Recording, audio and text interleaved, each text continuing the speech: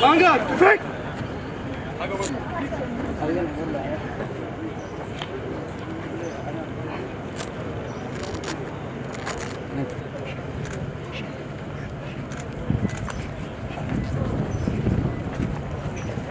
How are you? Good to see you. You're well. Salam alaikum. Salam alaikum. Tell you, brother, how are things? You're well. Very good. How are you? Thank you very much. Very pleased to see you. Sit here. What's Andy now? Salam alaikum.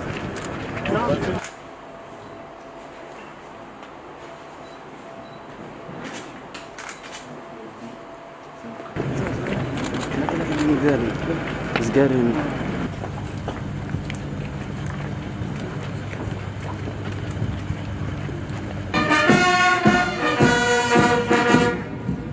مدن رئيس الوزراء waxaa salaantaada diyaar u ah noocyada ciidamada xoogga dalka Soomaaliya kuwaasoo maanta ka qayb galaya qalin jabinta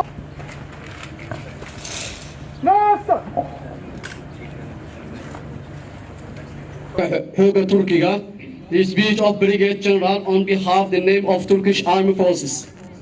Türkiye Cumhuriyeti Mogadishu Büyükelçisi'nin konuşmaları. Khudbada Safirka Dowladda Turkiga oo fadhiya Soomaaliya, the speech on heesaha calamada labada wadan Soomaaliya iyo Turkiga, the understanding of Somali national anthem and Turkish national anthem.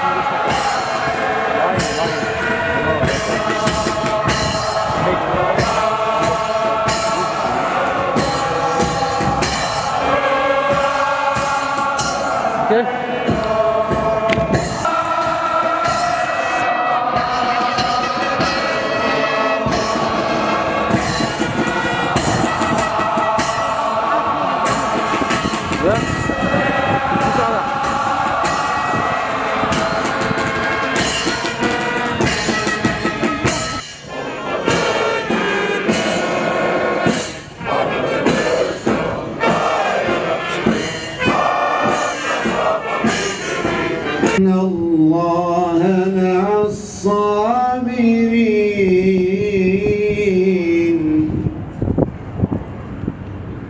الله أموات شعورون الخوف والجوع ونقص من الأموال الصابرين الذين إذا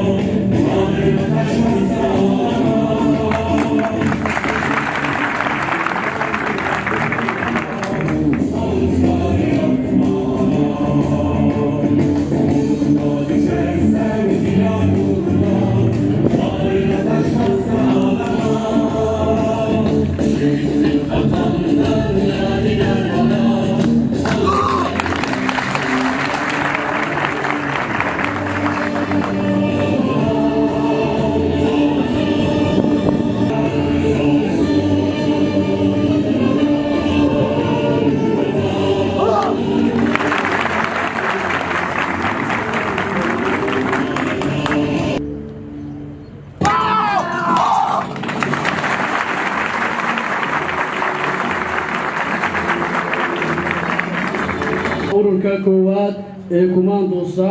gaashaanle maxamed suleymaan abikar the speech of past Somali infantry battalion commander Soomaaliya waxay leedahay dhaqan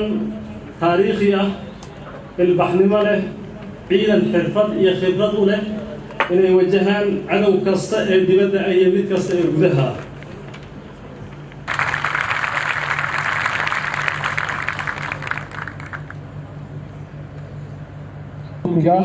the speech of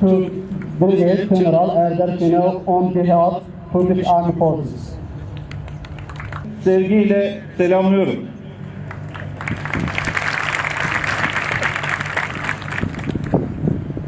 Başta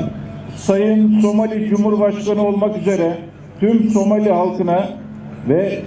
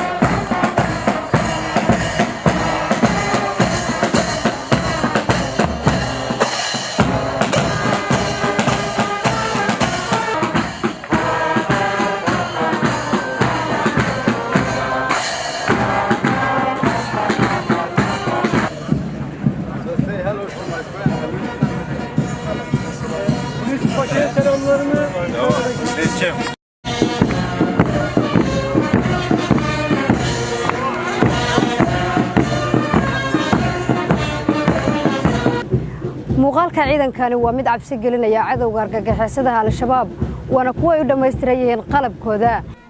ciidamadan oo tababar kala duwan ku soo qaatay wadanka Turkiga iyo xerada tababarka uu Turkigu ku leeyahay magaalada Muqdisho ayaa ururka koowaad ee ciidanka danab xooga dalka Soomaaliyeed kuwaas oo qayb ka ah 5,000 oo ciidamo si gaar ah u tababaran oo dawladda Soomaaliya ay ku leeshisay dawladda Turkigu inay tababaro gaar ah siiso ra-iisul wasaaraha xukuumadda federaalka Soomaaliya mudane Xasan Cali Khayre ayaa tababarka u soo xiray ciidamadan oo qaatay tababar adag oo heer sare ah isla markaana ay u dhameystiran yihiin qalabkooda ciidan kuwaas oo isla maanta lagu wareejiyay dowladda Soomaaliya diyaarna ah inay ka qayb galaan howlgallada dalka looga xoreynayo maleeshiyaadka nabadiidka argagixisada al-shabaab. dhalinyarada Soomaaliyeed oo horteyda taagan iyo madaxdooda oo tababar ku soo idlaaday ayna ka muuqato inay diyaar u yihiin inay dalkooda difaacaan waxaan idin leeyahay hambalyo.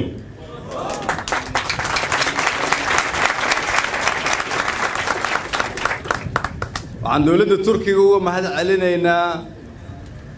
sida hagar la'aanta ah ay u garab taagan yihiin ummadda Soomaaliyeed. waxaan dowladda Turkiga heshiis kula galnay in la soo dhammaystiro tababarka 5,000 oo askari oo qayb ka noqon doonta aasaaska iyo dib u dhiska ciidamada xoogga dalka Soomaaliyeed. inta hadda halkan joogta inta Turkiga ku maqan iyo ku tababar ku jira oo ah ku dhawaad 1,030 iyo intii kale oo jidka ku soo jirta marka ay soo dhammaystirmaan muddo 2 sano gudahooda waxaan aaminsanahay inay bilaabatay tallaabadii la dhihi jiray libaaxyadii geeska Afrika.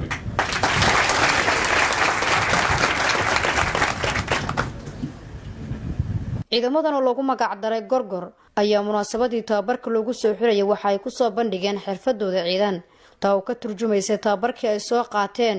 isla mar ahaantaana soo jidatay madaxdii daawanaysa oo ka mid ahaa ra-iisul wasaaraha xukuumadda mudane Xasan Cali Khayre.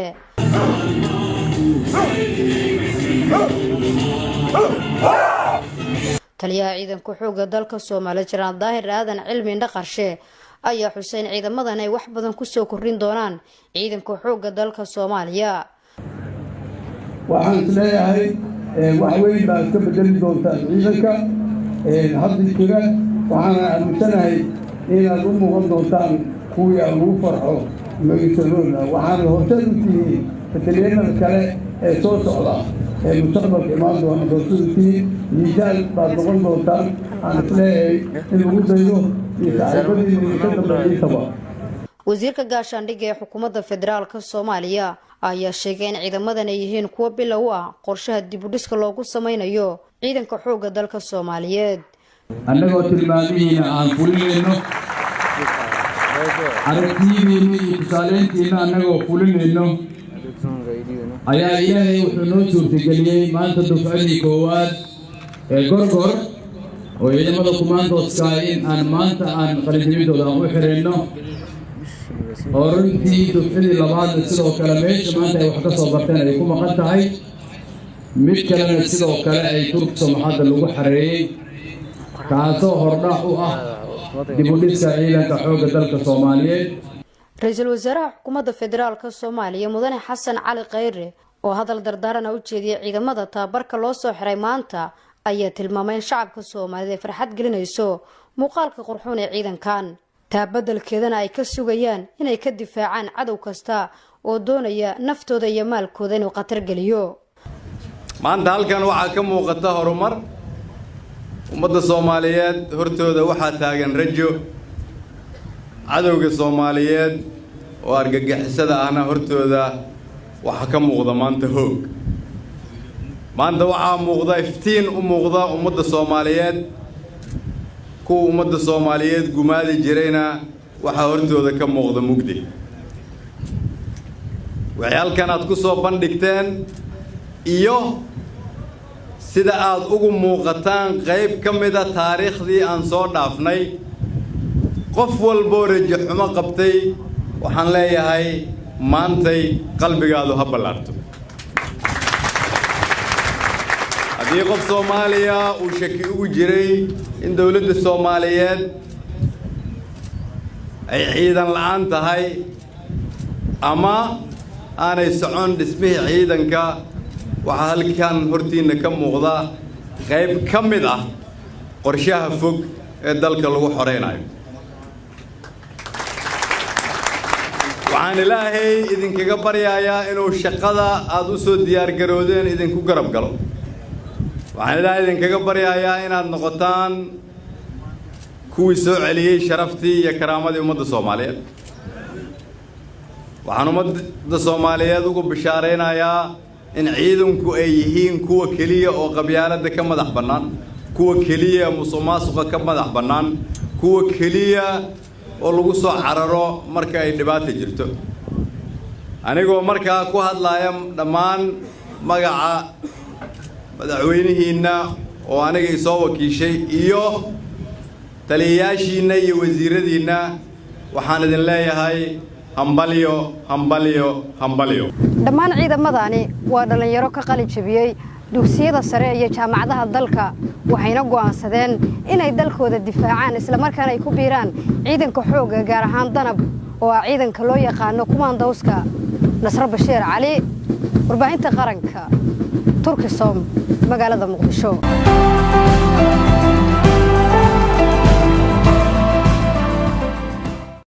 dadka halkan isugu yimid anigoo ku hadlaaya magaca madaxweynaha iyo dawladda iyo keygaba marka hore waxaan idinku salaamay salaanta islaamka assalaamu calaykum waraxmatullaahi wabarakaatu marka labaad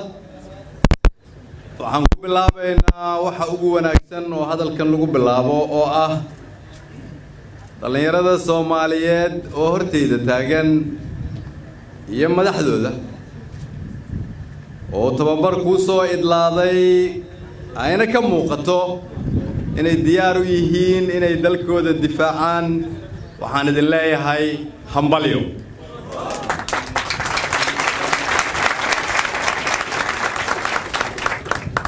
waxaan dawladda Turkiga uga mahad celinaynaa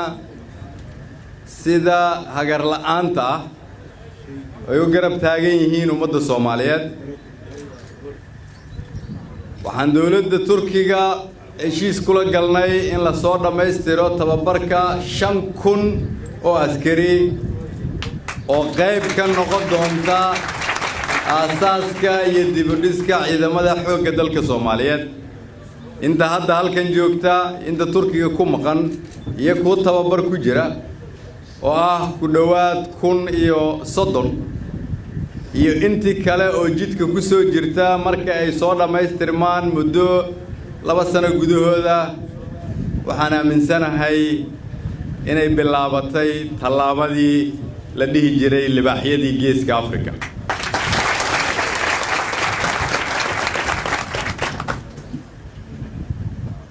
maanta halkan waxaa ka muuqata horumar ummadda Soomaaliyeed hortooda waxaa taagan rajo cadowga Soomaaliyeed oo argagixisada ahna hortooda waxa ka muuqda maanta hoog maanta waxaa muuqda iftiin u muuqda ummadda Soomaaliyeed ku ummadda Soomaaliyeed gumaadi jirayna waxa hortooda ka muuqda mugdi waxay halkan aad ku soo bandhigteen iyo sida aad ugu muuqataan qayb ka mid ah taariikhdii aan soo dhaafnay qof walba rajo xumo qabtay waxaan leeyahay maantay qalbigaadu ha ballaarto haddii qof Soomaaliya uu shaki ugu jiray in dawladda Soomaaliyeed ay ciidan la'aan tahay ama aanay socon dhismihii ciidanka waxaa halkan hortiina ka muuqda qayb ka mid ah qorshaha fog ee dalka lagu xoreynayo waxaan ilaahay idinkaga baryayaa inuu shaqada aad u soo diyaar garoodeen idinku garab galo waxaan ilaahay idinkaga baryayaa inaad noqotaan kuwii soo celiyay sharaftii iyo karaamadii ummadda Soomaaliyeed waxaan ummadda Soomaaliyeed ugu bishaareynayaa in ciidanku ay yihiin kuwa kaliya oo qabyaaladda ka madax bannaan kuwa kaliya musuqmaasuqa ka madax bannaan kuwa kaliya oo lagu soo cararo marka ay dhibaato jirto anigoo markaa ku hadlaaya dhammaan magaca madaxweynihiina oo aniga isoo wakiishay iyo taliyayaashiina iyo wasiiradiina waxaan idin leeyahay hambalyo hambalyo hambalyo.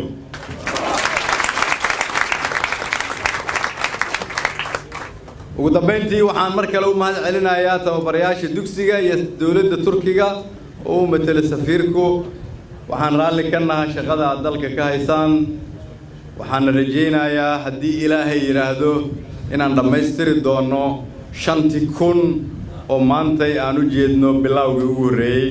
hambalyo hambalyo hambalyo.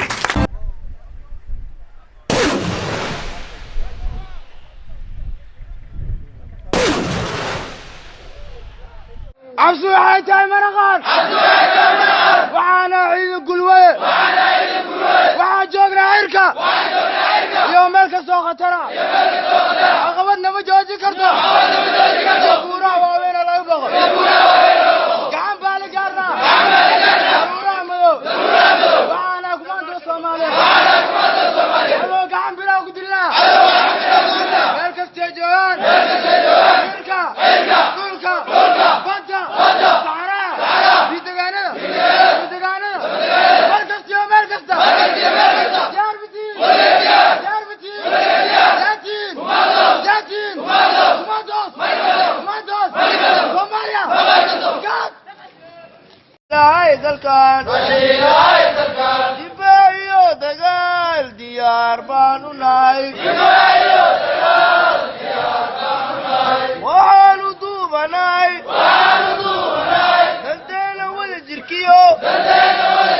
بكتان دوين لها بكتان دوين لها